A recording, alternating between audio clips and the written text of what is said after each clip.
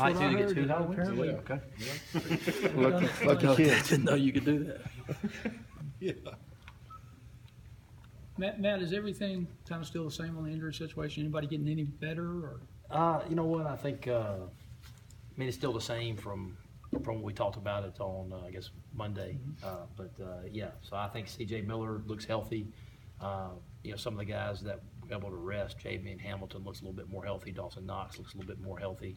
So I think Victor Evans, again, still a chronic knee problem, but he'll be a little bit better, give us a little bit more. Austrian will be able to play some. So it just, from an injury standpoint, besides the guys that are done for the year, you know, we should be pretty good going into the game. is that something Victor's going to have to get looked at once the season's over? Yeah, I think so. I just think it's a chronic knee injury, and they'll have to go in and MRI it, and you know, potentially maybe scope it. But I think I think for right now it's not going to hurt it any worse. So I think it's just managing it and getting him through the year. Markel Winters.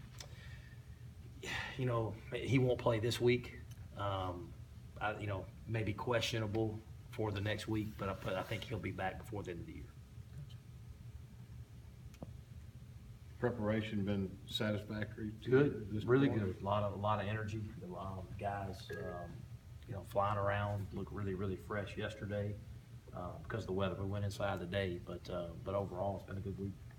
I think the physicality of practice yesterday when we were out there, do you think that helps a lot going into a game that you need to work on the physicality about? Yeah, I think speed of the game is always good, and I think for us backing off some and having shorter practices in the open date, I think it's good to get out there and be physical and get the speed of the game back because it has been a week since you played.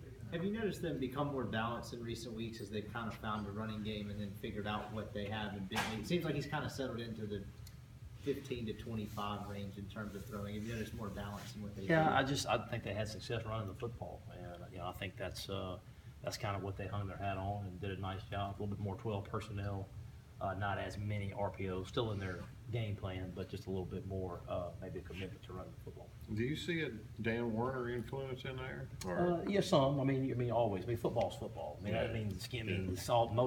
lot of the schemes are the same.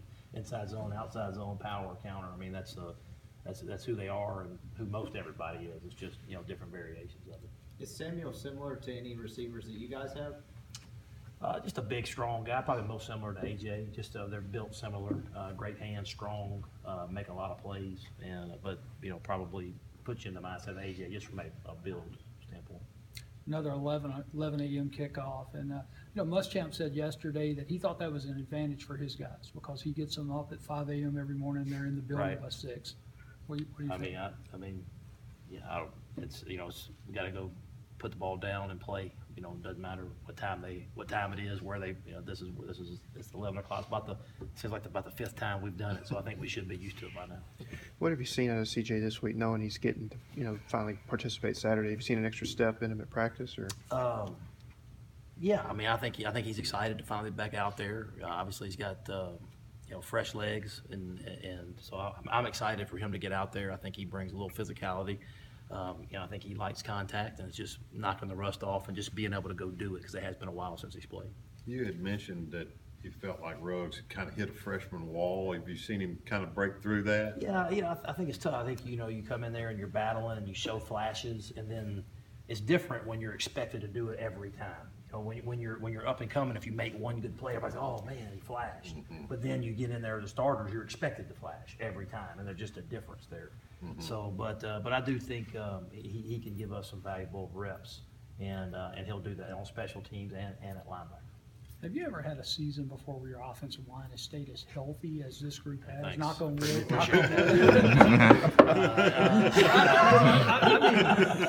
It's amazing.